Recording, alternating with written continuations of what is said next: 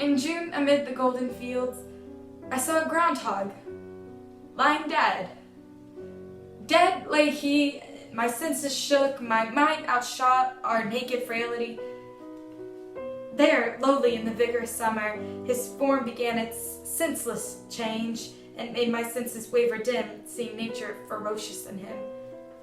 Inspecting close his maggot's might and seething cauldron of his being, half with loathing, half with a strange love, I poked him with an angry stick.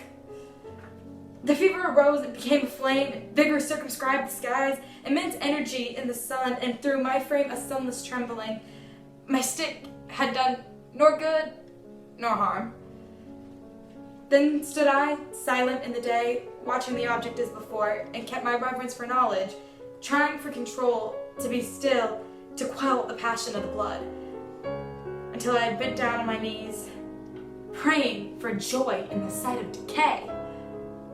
And so I left, and I returned, in autumn, strict of eye, to see the sap gone out of the groundhog, but the bony, sodden hope remained.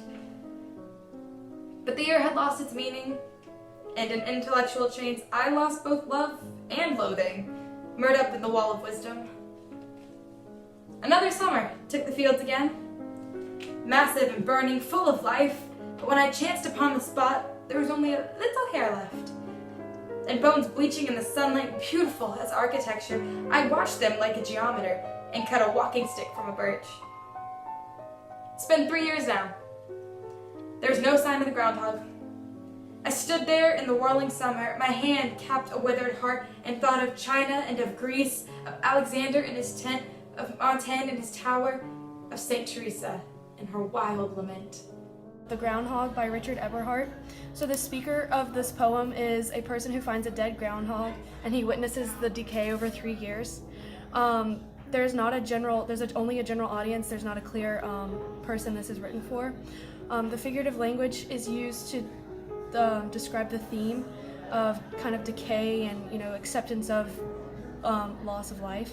So here you can see it through this imagery of the deadness of the maggots inside the groundhog, and then down here you can talk about you see like it talks about the bones and how it's a beautiful architecture, which is a simile.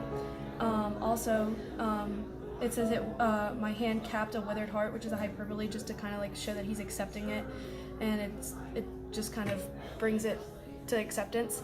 You could also, the symbolization of this whole entire poem is an acceptance of that, but normally through the title of the poem you think the groundhog would be showing new life, because normally groundhog represents a new season. However, this is an ironic title, so it actually represents acceptance of death and not a new rebirth of anything.